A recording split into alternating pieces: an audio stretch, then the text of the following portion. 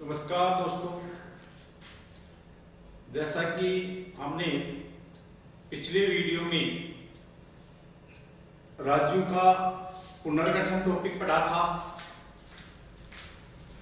आज हम आपके लिए नेक्स्ट वीडियो में टॉपिक लेके आ रहे हैं मूल अधिकार। बहुत इंपॉर्टेंट पॉइंट है। रीट के परिप्रेक्ष्य में चाहे ग्रेड फर्स्ट हो सेकंड हो सभी के लिए, तो सुनिएगा। मूल अधिकार संविधान के भाग 3 में है एवं अनुच्छेद 12 से 35 तक है। और मूल अधिकार कहां से लिए गए हैं? मूल अधिकार लिए गए हैं अमेरिका से लिए गए हैं। ये तो एक जनरल सा इंट्रोडक्शन है आपका कि मूल अधिकार भाग 3 में है, अनुच्छेद 12 से 35 तक है और अमेरिका से लिए गए हैं। अब सबसे पहले अपन बेसिक की बात करें। देखिएगा नाम क्या है इसका, मूल अधिकार। तो इसका मतलब है इसके 2 पार्ट है, एक मूल है और एक क्या है, अधिकार है। तो पहले पॉइंट की अपन बात कर रहे हैं अधिकार। सबसे पहले इसको समझिएगा कि अधिकार क्या है।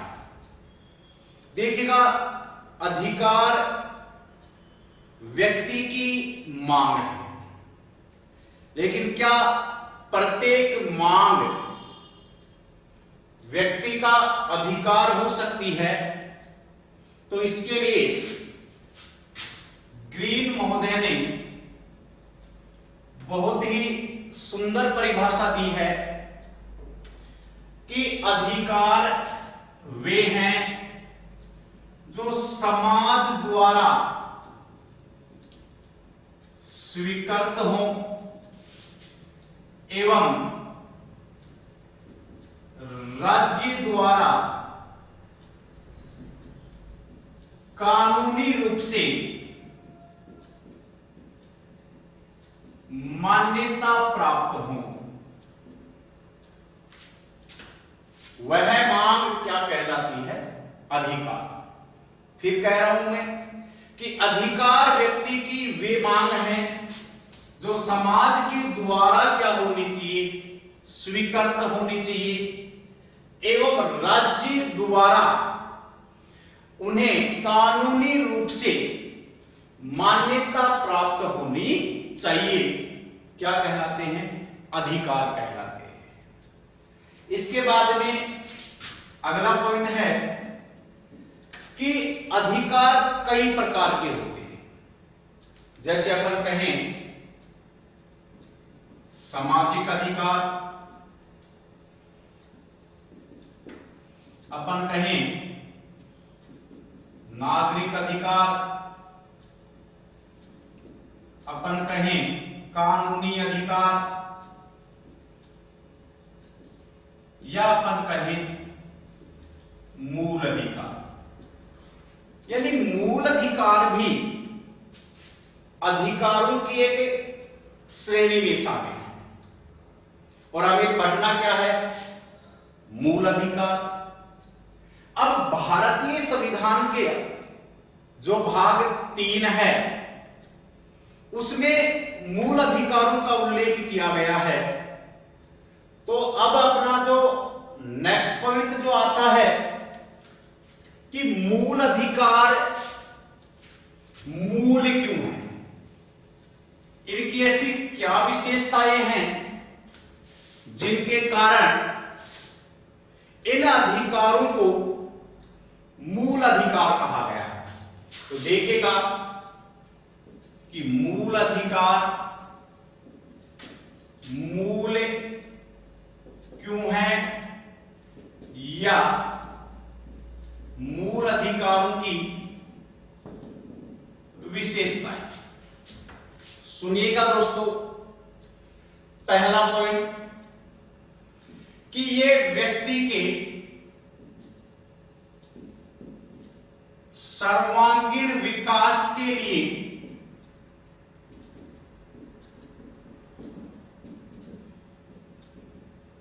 आवश्यक है। देखिए मैं फिर बात कर रहा हूं कि मूल अधिकारों को मूल क्यों कहा गया है। मूल अधिकारों की क्या विशेषताएं हैं? तो पहली बात तो यह है कि मूल अधिकार व्यक्ति के सर्वांगीण विकास के लिए आवश्यक हैं। इनके बिना एक व्यक्ति अपना संपूर्ण, जिसको अपन कहें ऑलराउंड डेवलपमेंट, नहीं कर सकता। दूसरा, मूल अधिकार राज्य के विरुद्ध प्राप्त होते हैं। कि जो भारतीय में मूल अधिकार दिए गए हैं भारतीय संविधान में, ये मूल अधिकार राज्य के विरुद्ध प्राप्त होते हैं। राज्य की जो परिभाषा है वो अपन अनुच्छेद 12 में देखेंगे, लेकिन अपने काल्पनिक रूप से ये कह सकते हैं कि राज्य का ही दूसरा नाम है सरकार। कि मूल अधिकार हैं वो राज्य ओब्लिक सरकार के विरुद्ध प्राप्त होते हैं। अब इसी पॉइंट को पकड़िएगा कि यदि कोई चीज अपने विरुद्ध प्राप्त है तो ये बताइएगा कि जिसके विरुद्ध कोई अधिकार प्राप्त है आपको, तो उसकी शक्ति कम होगी या बढ़ेगी? तो स्वाभाविक सी बात है दोस्तों, जिसके विरुद्ध है उसकी शक्ति क्या होगी? कम होगी। उसकी शक्ति नियंत्रित होगी, बैलेंस होगी। तो तीसरा पॉइंट इसी से निकलता है कि अगर ये राज्य के विरुद्ध प्राप्त हैं तो मूल अधिकार राज्य की शक्ति को कम करते हैं या नियंत्रित करते हैं। ये तीसरी विशेषता है मूल अधिकारों की। पहली कि मूल अधिकार व्यक्ति के सर्वांगीण विकास के लिए आवश्यक है। दूसरी, मूल अधिकार जो भाग 3 में दिए गए हैं वो राज्य ओब्लिक सरकार के विरुद्ध प्राप्त होते हैं। अब विरुद्ध प्राप्त होते हैं राज्य के, तो ये राज्य की या सरकार की शक्ति को कम करते हैं, नियंत्रित करते हैं। चौथा, अगर ये राज्य के विरुद्ध प्राप्त हैं, राज्य की शक्ति को कम करते हैं, तो इनकी अधिकांशतः प्रकृति नकारात्मक होती है। अधिकांशतः प्रकृति कैसी होती है? नकारात्मक। दोस्तों, मैं ये तो नहीं कह रहा कि भारतीय संविधान के 12 से 35 के बीच जो मूल अधिकार दिए गए हैं उनकी सभी की प्रकृति नकारात्मक होती है। कुछ मूल अधिकार सकारात्मक प्रकृति के भी होते हैं, और सकारात्मक प्रकृति वाले जो मूल अधिकार भारतीय संविधान में दिए गए हैं वो है अनुच्छेद 19 और अनुच्छेद 25 से 28। एक तो अनुच्छेद 19 है और एक 25, 26, 27 और 28 है। इसका मतलब ये जो 5 आर्टिकल हैं उनकी प्रकृति कैसी है? सकारात्मक है। बाकी लगभग अधिकांशतः मूल अधिकारों की प्रकृति कैसी होती है? नकारात्मक होती है। नकारात्मक क्यों होती है? नकारात्मक का मतलब ये दोनों विशेषताएं आ रही हैं कि राज्य की शक्ति को कम करते हैं और राज्य के विरुद्ध प्राप्त होते हैं। इसके बाद में 5वीं विशेषता कि मूल अधिकार जो होते हैं वो वाद योग्य होते हैं। क्या होते हैं दोस्तों? वाद योग्य। वाद योग्य का मतलब है कि यदि राज्य या सरकार व्यक्ति के अधिकारों में, विशेषकर मूल अधिकारों में हस्तक्षेप करे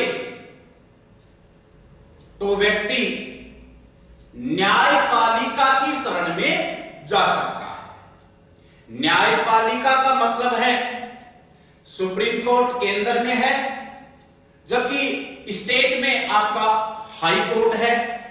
और न्यायपालिका व्यक्ति के अधिकारों की क्या करती है? रक्षा करती है। इसीलिए मूल अधिकार क्या होते हैं? वाद योग्य होते हैं। वाद योग्य का मतलब है कि व्यक्ति न्यायपालिका की शरण में जा सकता है, supreme court oblique high court. ये जो मेजर 5 विशेषताएं आ रही हैं, इन्हीं मेजर 5 विशेषताओं के कारण मूल अधिकारों को क्या कहा गया है? मूल कहा गया है।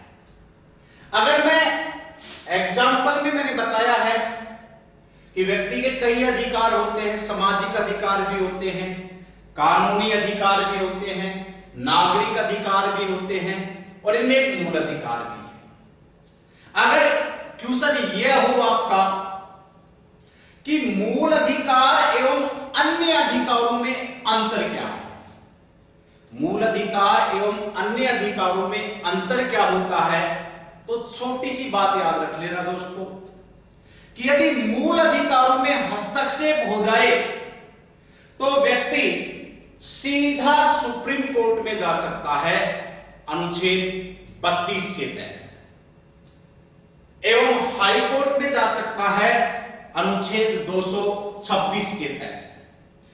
लेकिन अन्य अधिकारों का यदि हनन हो जाए तो व्यक्ति सीधा सुप्रीम कोर्ट में नहीं जा सकता। अतः इन सभी विशेषताओं के कारण मूल अधिकारों को क्या कहा जाता है? मूल कहा जाता है। दोस्तों, ये कंसेप्ट आपके समझ में आना चाहिए कि मूल अधिकार मूल क्यों है। तो पहले मैंने अधिकार के बारे में बातचीत की कि अधिकार क्या है।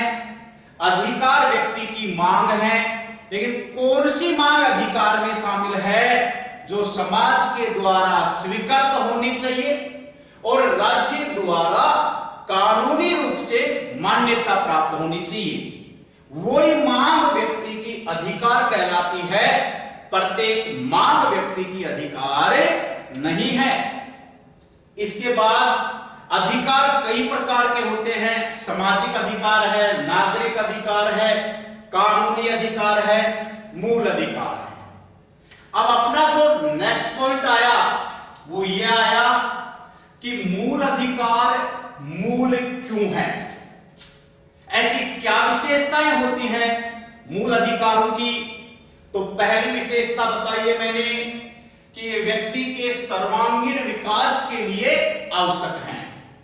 दूसरा, ये 2-3 विशेषताएं हैं दोस्तों, वेरी वेरी इंपॉर्टेंट, कि मूल अधिकार किसके विरुद्ध प्राप्त होते हैं? मूल अधिकार राज्य के विरुद्ध प्राप्त होते हैं, अधिकार स्तर मूल अधिकार। दूसरा है, ये राज्य की शक्ति को कम करते हैं, कम का मतलब नियंत्रित करते हैं। तीसरा है, इनकी अधिकांशतः प्रकृति कैसी होती है? नकारात्मक होती है। लेकिन कुछ मूल अधिकार भारतीय संविधान में सकारात्मक प्रकृति वाले भी दर्शाए गए हैं। और सकारात्मक प्रकृति वाले कौन कौन से हैं? अनुच्छेद 19 है और 25 से 28 तक वाला प्रावधान है। अगला, मूल अधिकार क्या होते हैं? वाद योग्य होते हैं। वाद योग्य का मतलब है कि यदि राज्य इनमें हस्तक्षेप करे तो व्यक्ति सीधे सुप्रीम कोर्ट में या न्यायपालिका की शरण में जा सकता है। अतः न्यायपालिका को मूल अधिकारों का रक्षक कहा जाता है। मूल अधिकारों का या संविधान का जो रक्षक है वो कौन है? न्यायपालिका। इसके बाद में 5 विशेषताएं तो ये हैं। 6वीं विशेषता और देखनी है दोस्तों, जो इंपॉर्टेंट है, पूछी गई है कि मूल अधिकार जो भारतीय संविधान में दिए गए हैं वो सीमित हैं या असीमित हैं। तो याद रखिएगा, भारतीय संविधान में मूल अधिकार सीमित रूप से दिए गए हैं। अर्थात सीमित का मतलब क्या है?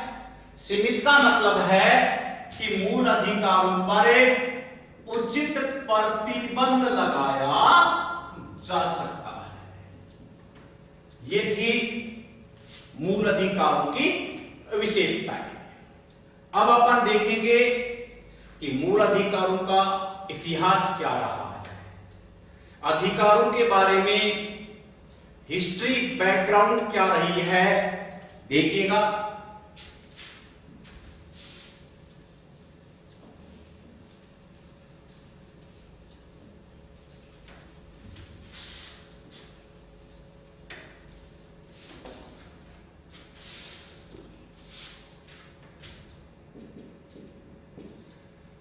अधिकारों की सर्वप्रथम मांग 1215 में ब्रिटेन में की गई थी। यानी अधिकारों का जो कंसेप्ट आया है, अधिकारों की मांग बोल दो या विकास बोल दो, कि अधिकारों का सर्वप्रथम जो विकास हुआ था वो हुआ था 1215 में। और 1215 में कहां हुआ था? ब्रिटेन में। 1215 में ब्रिटेन के राजा थे सर जॉन, और सर जॉन ने अधिकारों के लिए या अधिकारों का एक श्वेत पत्र जारी किया था, जिसे अपन मैग्ना कार्टा की संज्ञा दी गई। अर्थात संविधान के भाग 3 को मैग्ना कार्टा भी कहा जाता है। और ये मैग्ना कार्टा क्या है? मैग्ना कार्टा यही है दोस्तों कि अधिकारों की सर्वप्रथम मांग 1215 में ब्रिटेन में की गई थी। उस समय ब्रिटेन के राजा सर जॉन हुआ करते थे। सर जॉन ने वहां की जनता के लिए अधिकारों का एक श्वेत पत्र जारी किया था, जिसे मैग्ना कार्टा की संज्ञा दी गई। इसीलिए संविधान के भाग 3 को भी मैग्ना कार्टा की संज्ञा दी जाती है। दोस्तों इस बात को जरूर याद रखिए। आप कई बार सीधा ही क्वेश्चन पूछ लिया जाता है कि मैग्ना कार्टा की संज्ञा संविधान के किस भाग को दी जाती है? तो मैग्ना कार्टा की संज्ञा संविधान के भाग 3 को दी जाती है। ठीक है दोस्तों। इसके बाद अधिकारों का सर्वप्रथम संविधान में उल्लेख किस देश के संविधान में हुआ था?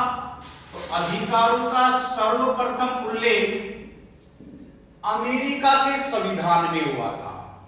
और अमेरिका के संविधान में इनका उल्लेख किया गया था 1791 में, 91 किया।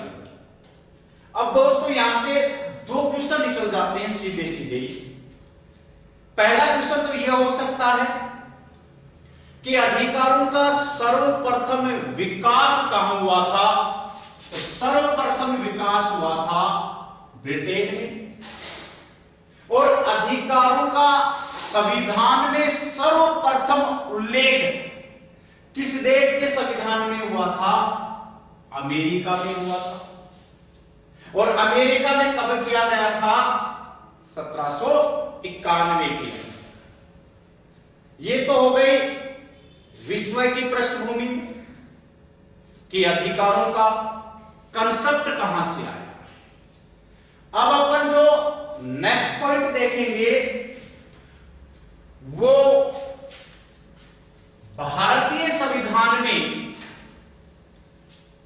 मूल अधिकारों का विकास किस प्रकार से हुआ है, या भारत में मूल अधिकारों का कंसेप्ट कैसे आया।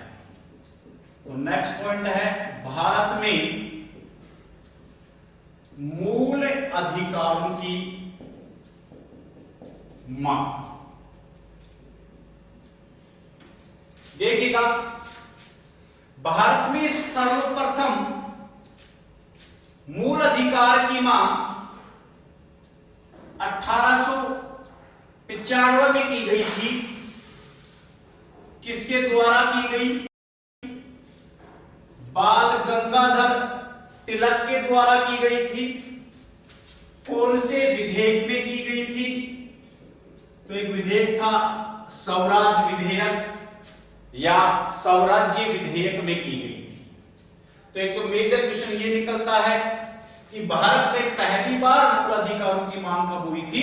1895 में। करने वाला व्यक्ति कौन था? बाल गंगाधर तिलक। किस विधेयक में हुई थी? स्वराज्य विधेयक। दूसरी बार मांग कब की गई? दूसरी बार मांग हुई इनकी 1915 में। और 1915 में किसने मांग की थी? एनी बेसेंट ने। और एनी बेसेंट ने एक आंदोलन चलाया था जिसका नाम था होम रूल आंदोलन। और इस होम रूल आंदोलन के दौरान एनी बेसेंट ने दूसरी बार मूल अधिकारों की क्या उठाई? मांग उठाई। लेकिन अंग्रेजों ने इस मांग पर कोई ध्यान नहीं दिया। इसके बाद तीसरी बार मांग 1925 में। और 1925 में दोबारा से एनी बेसेंट ने अपने कॉमनवेल्थ इंडिया बिल में मूल अधिकारों की मांग को दोहराया। इसके बाद चौथी बार जो मांग हुई वो हुई 1927। 1927 में कांग्रेस का एक अधिवेशन हुआ था मद्रास में। तो मद्रास अधिवेशन के दौरान भी मूल अधिकारों की मांग को उठाया गया। इसके बाद पांचवी बार मांग हुई 1928 में। और 1928 में मोतीलाल नेहरू के द्वारा नेहरू रिपोर्ट प्रकाशित की गई थी। और 1928 में जो नेहरू रिपोर्ट प्रकाशित की थी इसमें भी हमें मूल अधिकारों की मांग का उल्लेख मिलता है। यहां से एक क्वेश्चन पूछा भी जा चुका है दोस्तों। एक विचारक हुए हैं ग्रेनविल ऑस्टिन। और ग्रेनविल ऑस्टिन ने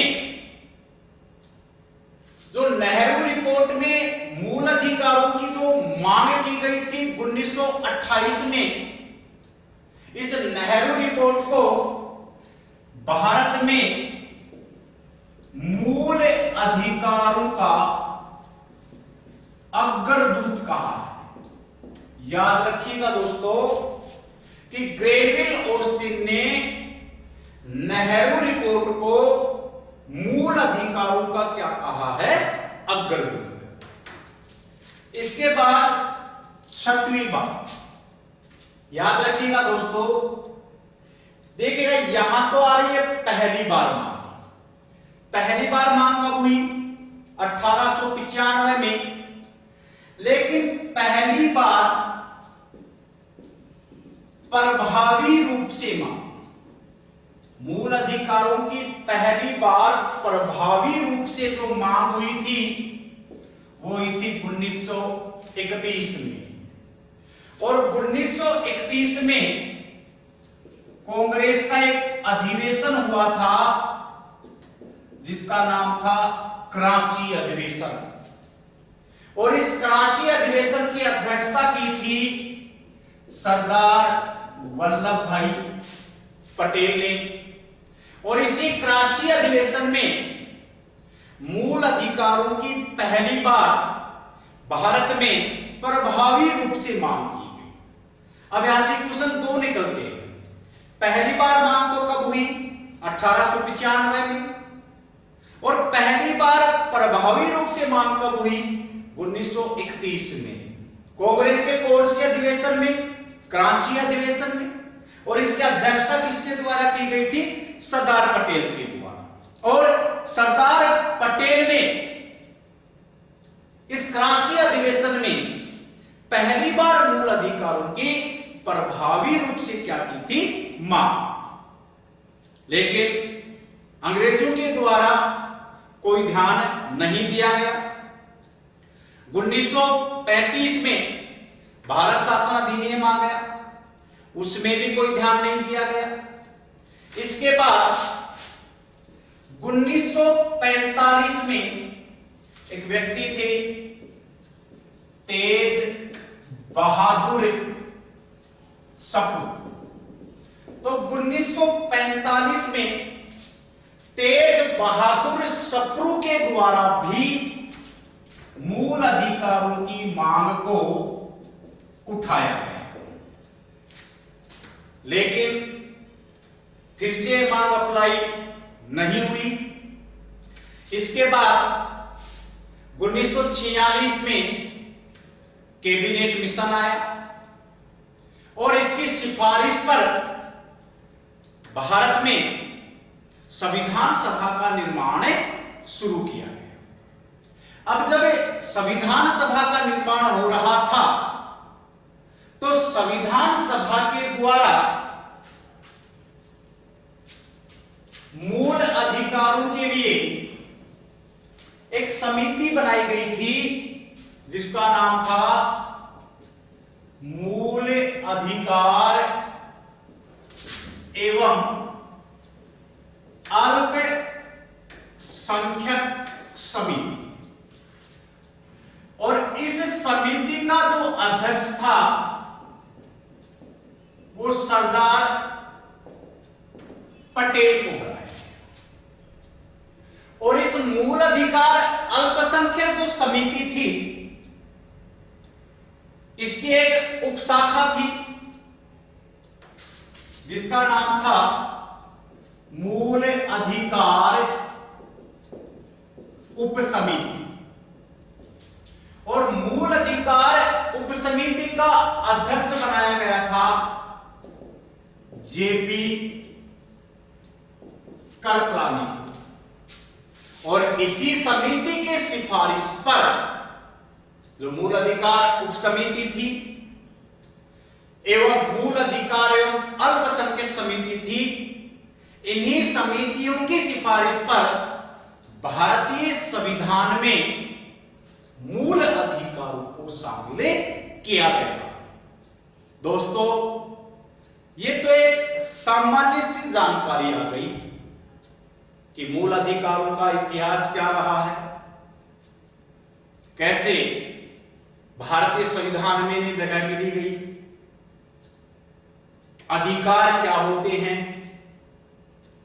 मूल अधिकारों की क्या विशेषताएं हैं, क्या क्या व्यवस्थाएं हैं। ये अपना आज के वीडियो में सिर्फ अपन इतनी ही जानकारी, जो सामान्य जानकारी है वो प्राप्त की है। कल अपने संविधान के अंदर मूल अधिकारों के लिए क्या व्यवस्थाएं दी गई हैं, इनके बारे में अध्ययन करेंगे। नमस्कार साथियों,